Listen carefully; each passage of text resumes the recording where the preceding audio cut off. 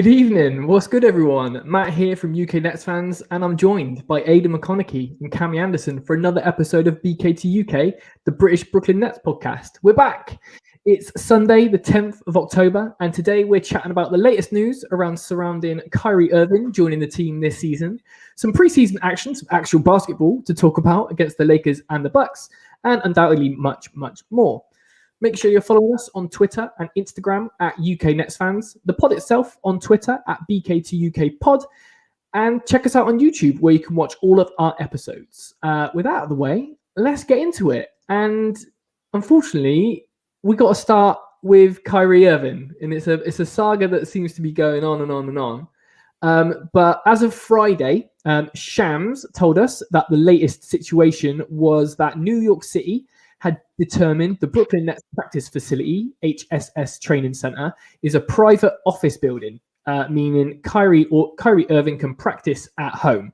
Originally, he wasn't allowed to train or take part in any team activities in New York, meaning he wasn't even allowed in the building, so he could only play road games, not even train with a team. However, about 2 hours before we started recording, Greg Logan from Newsday came up with some absolute fire on Twitter saying that Kyrie Irving practiced today with the Nets. He's not going to Philadelphia to face the Sixers on Monday night. This was his last chance to play before regular season opener in Milwaukee. Steve Nash admitted it's possible that Irving might come off the bench, but no firm decision has been made yet. Lads, it's been so long since we've spoken to each other, but I guess we got to get right into it. What do you think about this whole Kyrie Irving situation? Yeah, I mean, I guess you can start with the news that's came out. Obviously, Kyrie can train with the Nets, which is a huge boost and a huge development in the story, because we weren't even sure if that was going to be possible. And I don't know about you guys. I personally think it would have been a step too far and probably slightly harsh on other players if they were going to let Kyrie play in games without even training with the team. I don't think it's something they would have done anyway. I think it would have been completely stupid because he has to train with the team to be able to go and play games, in my opinion. So, yeah, I don't think that was going to happen. So it's certainly a boost. But, I mean, what's been talked about on Twitter has been a crazy story. It's just everyone's chipping in with their opinion. And I've kind of been of the opinion when I'm looking at the facts and what it means for the Nets. And obviously, the whole thing is Kyrie's not going to be able to play for 45 games this season. And it's looking more and more likely every single day that that's going to be the situation. Do I wish that Kyrie was vaxxed and able to play every single game? Of course, but he's not. And that's obviously his choice. And we can't change that. No one can change that. And if anyone could change that, in my opinion, I think it would have happened already. I think that boat sailed.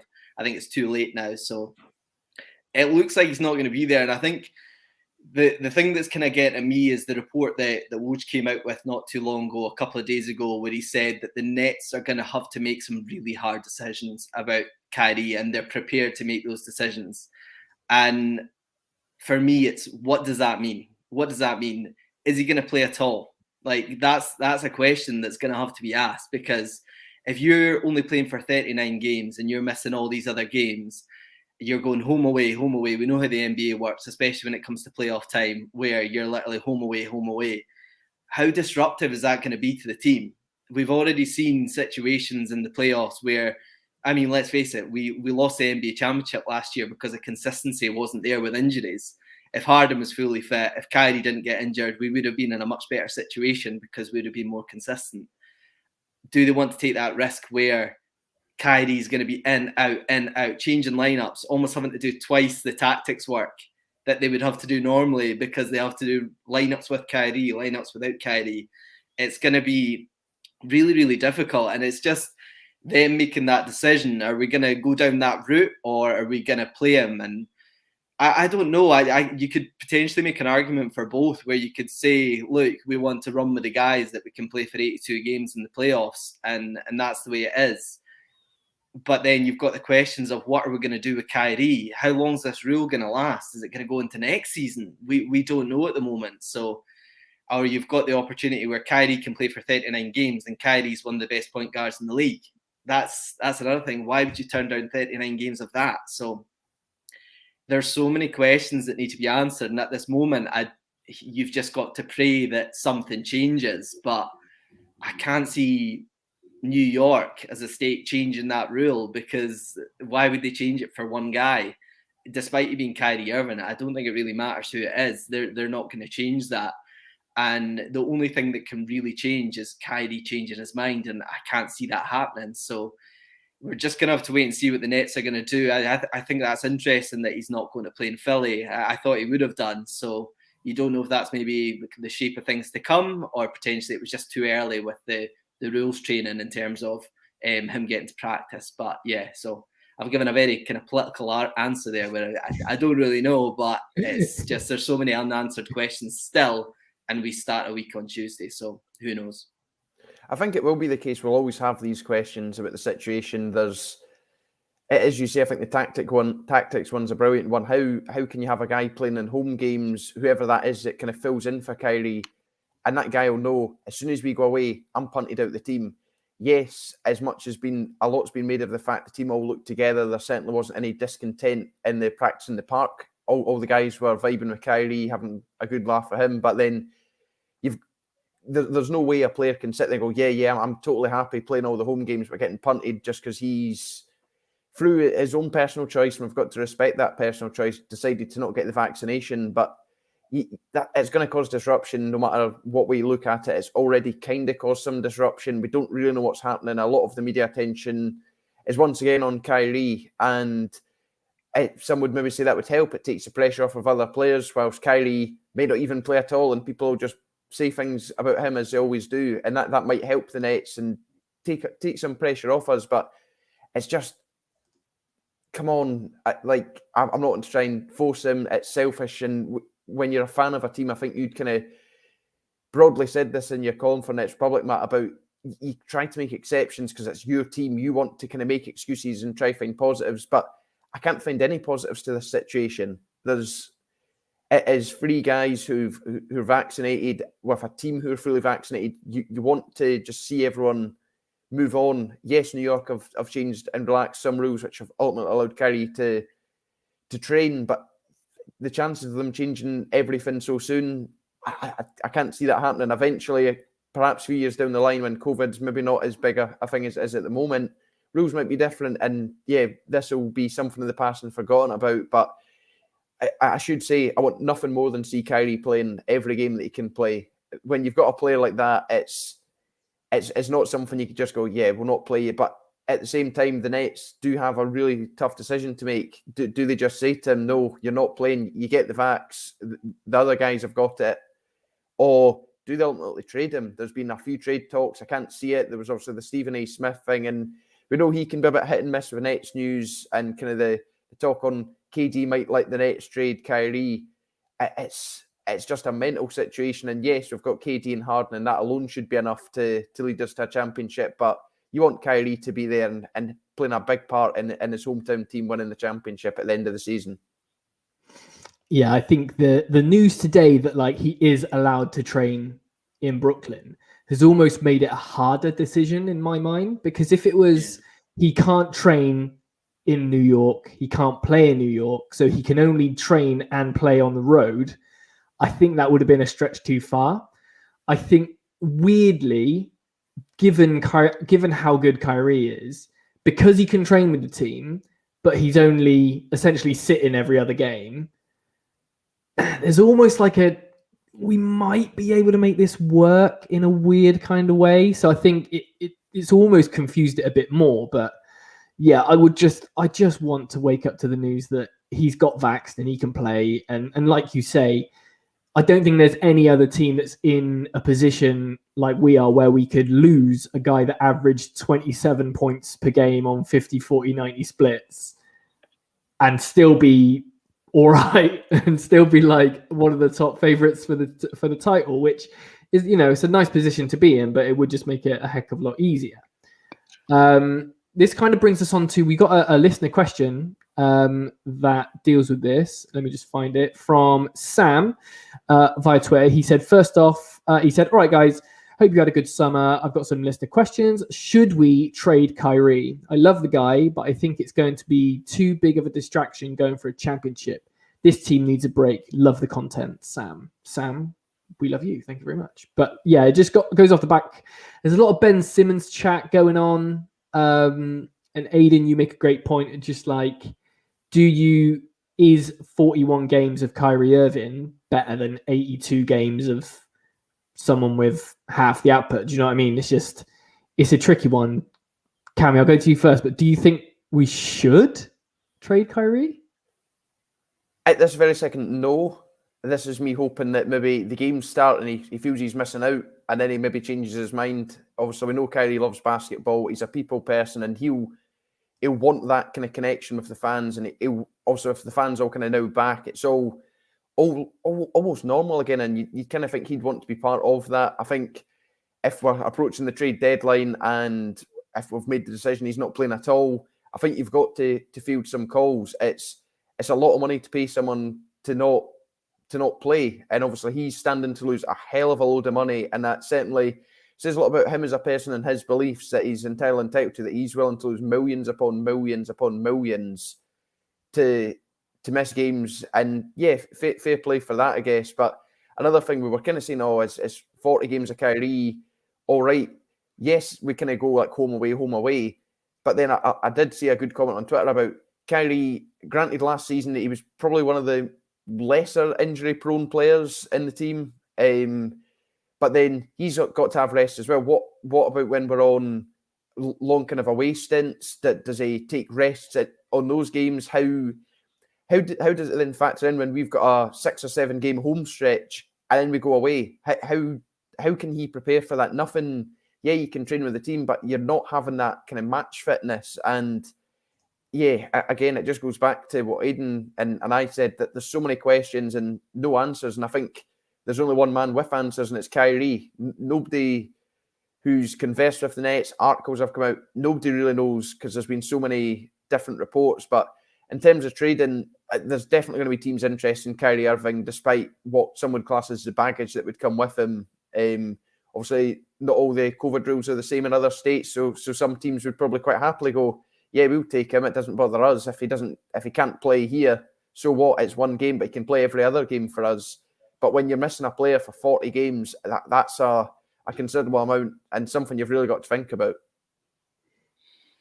Yeah, I mean, I agree with Cammy. I don't think they trade him right now, in my opinion, but they may come to a stage where they potentially have to. And I think something that's not been talked about enough by journalists and just fans on Twitter as well is there's clearly going to be disruption here. This isn't going to be a straightforward situation. There's going to be arguments about this, about how it's going to work.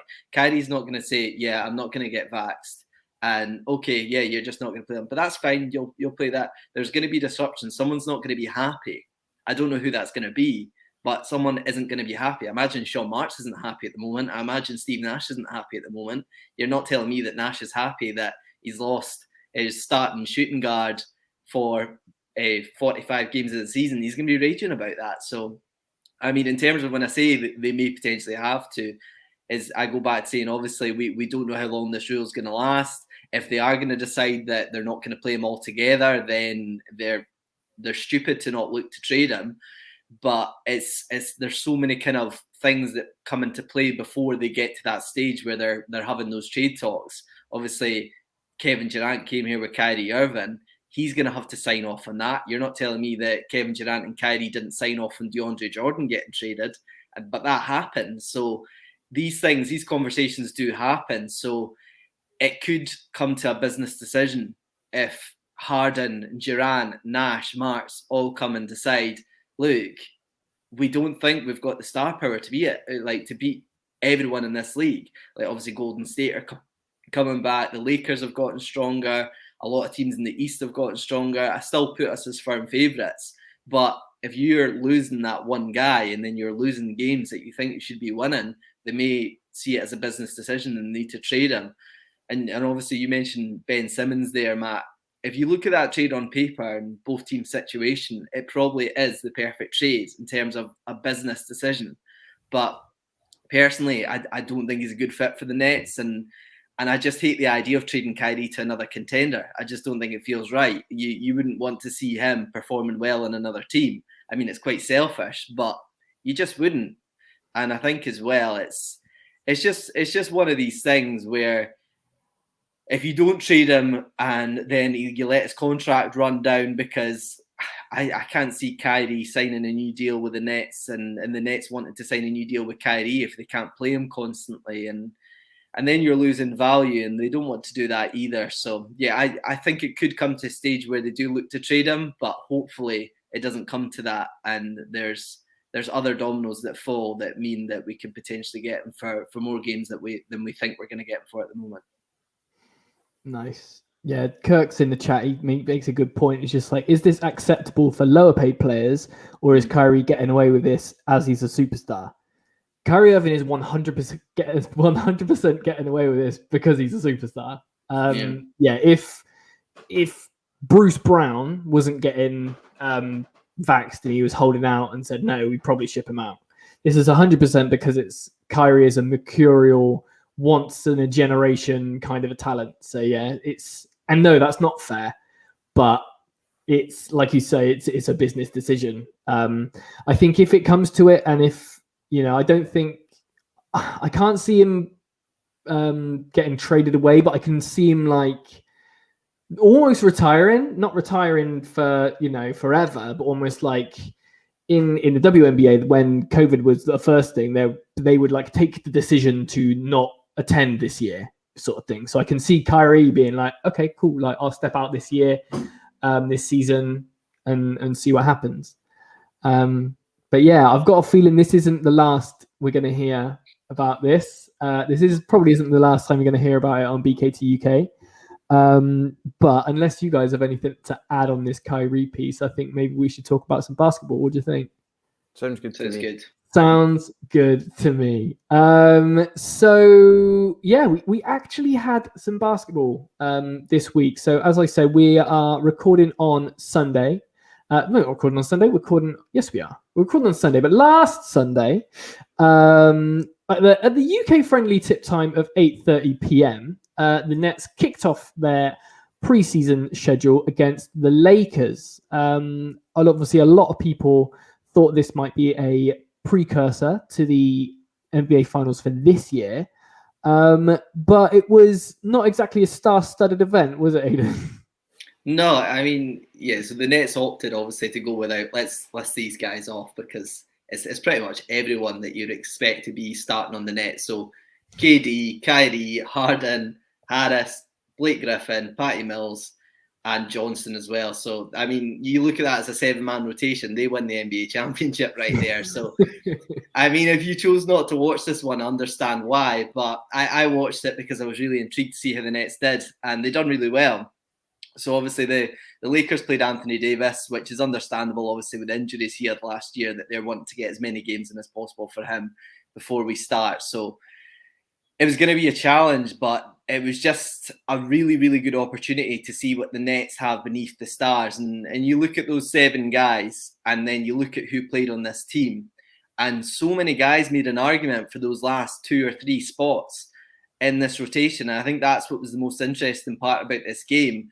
And if you watched it, like the team is so deep, like they really are. If you look at that team makes the playoffs, which is crazy, but I think they would. And I mean, in terms of individuals, I think Millsap and Aldridge, despite their age, I thought they looked solid in the court. I thought they looked really good. There was a bit of rust, but both looked really able, and I think they're going to play big parts this year. Bruce Brown, obviously, he's taken his game to another level shooting-wise. Bembry and Carter, they both looked like really intelligent defensive pickups, which was really kind of refreshing to see in a Nets team. And so that's 5 rotation guys on top of the 7 guys. And that's before adding Killer Cam, who was just insane. I mean, this kid is ready to play.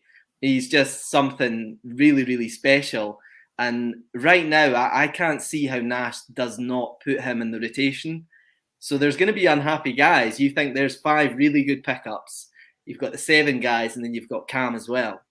Even That's that 13 Devontae guys. Kaycock looked decent as well, didn't he? Like He looked decent. It's just like it's finding minutes for these guys, and I wouldn't like to be Steve Nash right now because he's going to have to put these guys in. And I think that's probably the only reason that he's not pulling his hair out about Kyrie is because he's got such a deep roster right now. So they can be happy, but yeah, there's going to be unhappy people. And Cam Thomas strikes me as a guy that is going to be really, really angry if he doesn't make this rotation. And I love to see that from him. And he's really, really exciting to see a young guy like that with that confidence. And yeah, I think he's the most exciting rookie we've ever had under Sean Marks, which is a big, big thing to say. But yeah, I can't wait to see how this guy does.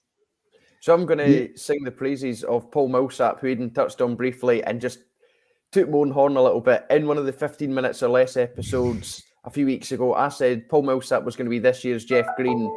And this performance, yes, it's pre-season. This may have justified my comment, and now I kind of feel good and think I can now predict stuff. But I know the second we start predicting games, that's going to go out the window. But 10 points, 10 rebounds, if he can produce that on a regular basis, we're going to be laughing. That is exactly the kind of input that we needed from someone. We lost Jeff Green's numbers. He was kind of similar in that regard. He also, Millsap also popped up with a few assists. And yes, his shooting wasn't fantastic. He went 4 from 10, but he did sink two of 4 free attempts. So yeah, early goings, and yes, he's now out with kind of health and safety protocols and can only hope he's back soon. But the first showings of Millsap in a Nets jersey were very positive, on top of obviously Cam Thomas, who I think we're going to wax lyrical about throughout the season. Nick Claxton was a huge favourite of us. Any single time he got near the ball, we were all chanting and all buzzing for him. But Cam Thomas, this is different. Love that. Yeah, I had a little bit of a deep, just to wax lyrical about him, as you say. 21 points off the bench, led all scorers for both teams with his 21. 7 of 14 from the floor. 6 of 7 from the line. So something we saw in Summer League and something we knew about him coming in from college is the guy can get to the line. And when he gets to the line, he's incredibly efficient. So that's how he gets a lot of his points. He also dug in 4 rebounds, 2 assists, and a block. So a lot of people were saying that Cam Thomas he's just a scorer. So he does have a lot of work to do in that kind of making quick decisions, that court vision stuff. So to see him have a couple of assists in there is really, really positive. He did go 1 for 3 from 3. Did have 3 turnovers, but literally it's a preseason game. So that I put that down to rust. Obviously it's his first. He obviously did great in Summer League, but that is again against draftees, against people that are kind of battling out for NBA roster slots. Whereas these, you'd have thought that the ability level's just gone through the roof. He did I think it was even his first Brooklyn Nets points, was he almost got the ball tipped by Anthony Davis, and there was a bit of like a scramble and it kind of went behind him. He grabs it and just turns around on the turn and gets it in from sort of the free throw line over AD. And it was just like, what a way to introduce yourself in Staples Center. He wears number 24 for Kobe Bryant. So you know he's going to have enjoyed being there. And putting on a show. What a player. After the game, he said, scoring is scoring. I don't know why people always think stuff can't translate. Scoring is scoring. If you can score, you can score. It doesn't matter who you're playing against. And that just goes, just absolute confidence and absolute that mentality is absolutely incredible from such a young fella. I think he's only just turned 20, which is crazy. And he said, they were giving me the mid-range, so I got a lot of pull-ups in the mid-range and the floater game. They were giving me the mid-range up, so stay with what the defense gives you. So, that speaks to, him reading the game and being a threat from deep, a threat from the mid-range, and a threat going to the... And if he gets to the basket, he's either going to score or he's going to take you to the line, which, with talking as a team with so many offensive threats, adding Cam Thomas to this is there's a reason why Twitter's been saying that it isn't fair that he fell to us at 27. But yeah, what a guy. Just to echo your thoughts on Bruce Brown as well, 2 for 2 from 3. Bruce Brown can score the 3 now. That's huge. So that's really, really cool. Didn't see a lot from Nick Claxton in this one. I think he fouled out early, or was close to fouling out. So I would have thought we saw more Nick Claxton in this Lakers game, but there we are. And then it was on to game number 2. So that was Saturday, just gone, 9th of October, back to the early morning ones for us, half past midnight.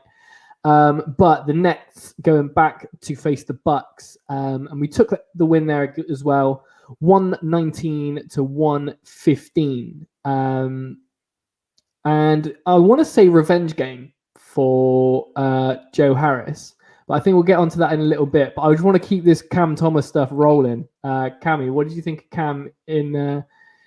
And that's not going to get annoying, is it? Cammy talking about Cam Thomas. That's not going to get confusing. But yeah, what did you think about our guy in the Bucks game?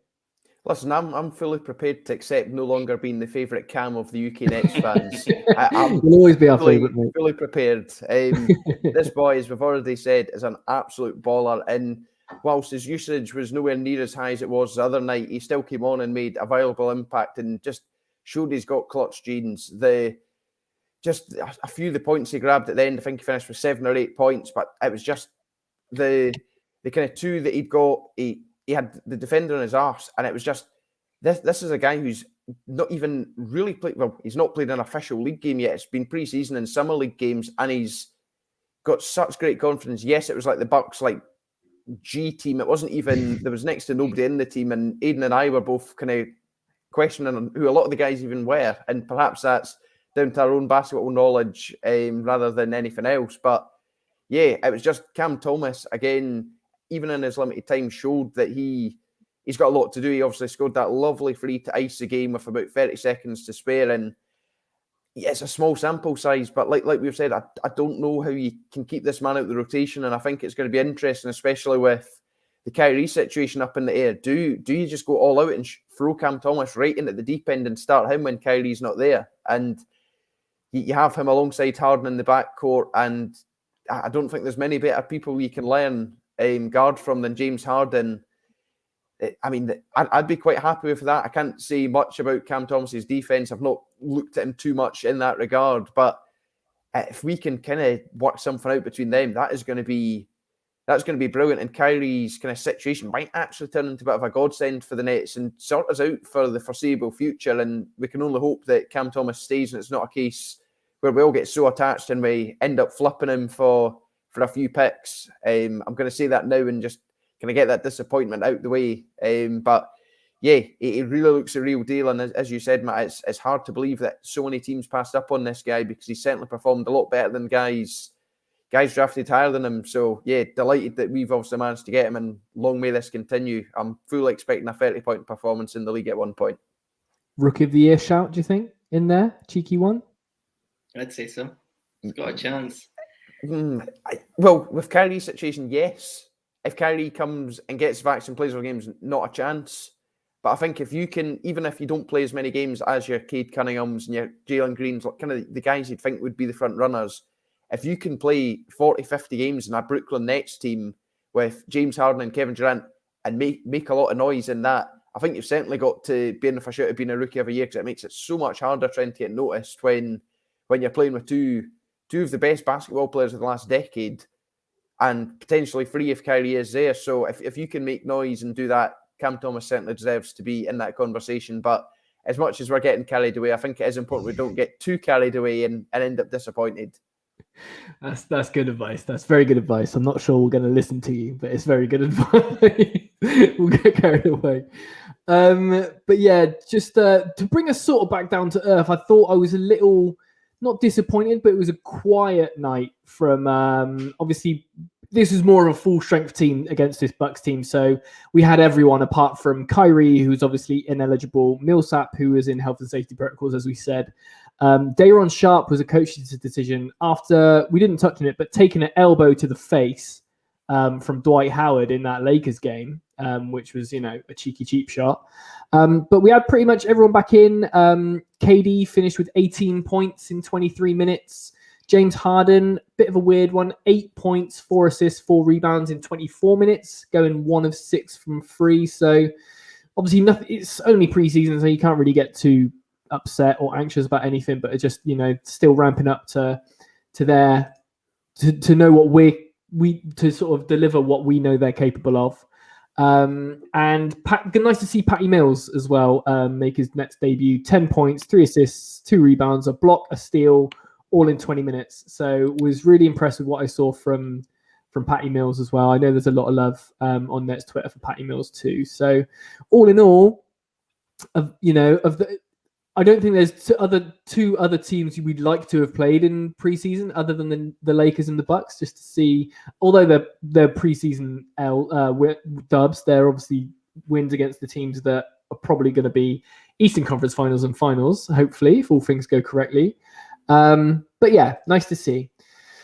But preseason continues, and we're going to look ahead to the next couple of games, and we don't have to wait long. So Tuesday, our time, 1 a.m., we're going to be facing the Sixers, and then a day off, and then on Friday the 15th at 12:30 UK time, we have the Timberwolves at home. So we already know that Kyrie's not going to be playing against the Sixers, even though it's in Philly. So this New York City mandate isn't really going to apply. Obviously, it's a team that's in a bit of a spin with all this Ben Simmons news that hasn't resolved itself as yet. He still feels like he's spitting his dummy out and not wanting to come and do his job that he's getting paid incredibly handsomely for. We can do these together or separately, whatever you guys think, but over the next couple of days, do you think it's going to be 2 more wins, or do you think there's going to be any tests for this team? I think there's going to be 2 more wins, personally. I think the Sixers, it's going to be probably a tougher game, but I just think with our depth and over their kind of depth, like I think this will be another game where you're going to see everyone play, and I think it'll be the same for them. So I can see us winning that one. Not that it doesn't really matter. Like if we win or we lose, I don't think anyone's going to be too upset. But I mean, going into the Timberwolves game, I think that's going to be the game where you're going to see a good indication of what they're actually going to do. Going into Tuesday, I can see that be the one where you're probably not going to see as many guys, and it's going to be probably a 10-man rotation, and they're going to see what they've got really. So that one, I'll be more concerned about the result there than the Sixers game. But again, it's not a big deal. But yeah, I expect us to win both of these games and keep the preseason sweep going. But yeah, two wins out of 2 for me. Yeah, 2 wins out of 2 for me as well. I think the Sixers game, like Aidan says, will probably be one of those games where it's those 5 to 7 guys who could be at the end of the bench or kind of getting starter minutes every here and there, really fighting out, and this will be their last proper chance, because I think Aidan's spot on in saying that Timberwolves game, that is the dress rehearsal for the season starting. That will be the game where we really should have a settled rotation, at least for the first few weeks of the season, all going well, have our kind of tactics all set up. 2 for 2, and it'll also be lovely to see D'Lo playing for the T-Wolves as well. Yeah, I mean, was D'Angelo Russell injured for a lot of last season? I'm completely spacing out. I've completely just forgotten he existed to a certain extent. So yeah, it'd be nice to see that. To see D'Lo, and I think we may have some other former Nets in that T-Wolves team. I'm not quite sure, but yeah, it's another clean sweep for me. I think 2 wins for the week ahead. We're actually going to start making a note of, because we always predict these the weeks ahead, but we're actually going to start making a note of these and start running them out on social, just so we can keep a tally, keep a score, see who's got the obviously Cammy's prediction on Paul Millsap came true, so maybe he's got the skills to make this come true too. So we're going to keep on the socials, and I think the winner needs something. I haven't decided what it is. We still need to have it. If you're listening to this, or if you're watching along, let us know what you think the winner should get for the BK to UK Pick'em, and let us know who you think is going to win of the Sixers game and the Timberwolves game. So that's all the stuff we have to look ahead to. We now have got some listener questions, which is really, really cool. Thanks so much. You can always drop your listener questions into us if you're on our Discord channel, if you're, get us on socials. But this one comes in from Tyler. Big up Tyler. He says, with the big 3 healthy, Do you think we'll see less of Joe Harris in the starting 5 for a more defensive-minded forward such as Brown or Millsap? So intrigued to see what the new additions, how Joey Buckets fits in this year. I'll go to you, Aidan, because I think you were going to say some stuff about Joe Harris in the last game, but I think I steamrolled it over you.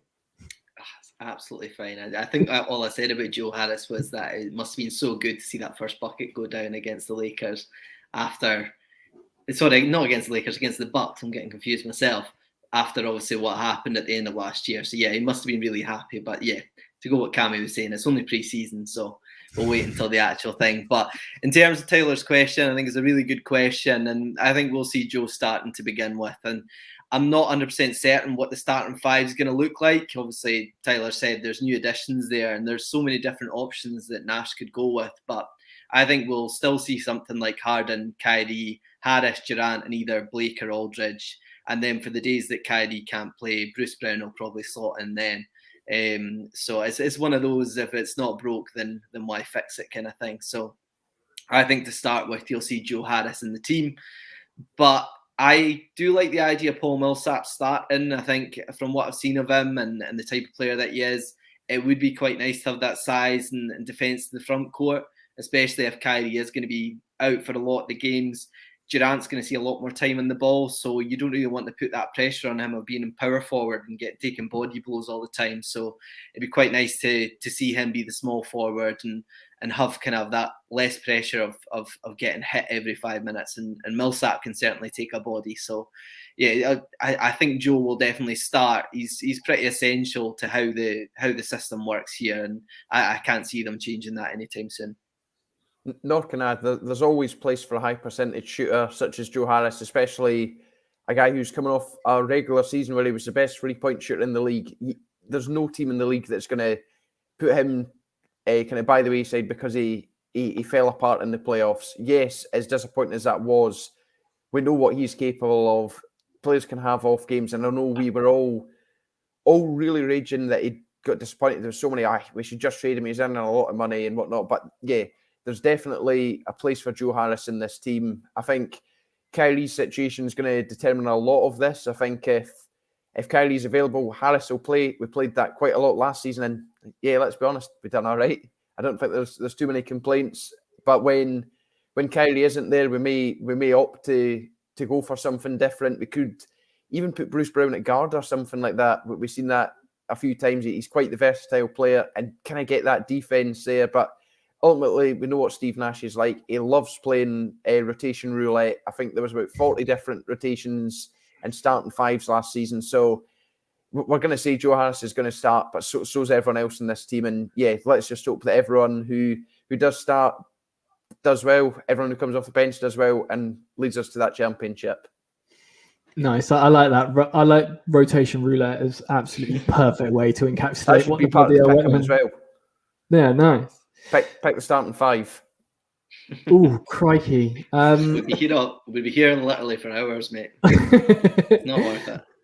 I think with Tyler's question, I think the boring answer is that it's going to be matchup dependent, especially in the playoffs where you've got a bit more time to scheme for your opponent. It always kind of blows my mind when you hear that. Like, obviously, with football being the dominant sport over here, you know that you got your scout in and you scout your team you're going to play on Saturday or whatever, but basketball, you don't really do that because you play 4 games a week. So you just kind of keep on keeping on. But when the playoff time comes around and you can scheme for a bit more, as I say, I think it'll be a bit more playoff dependent whether or not Joe makes it into the starting lineup.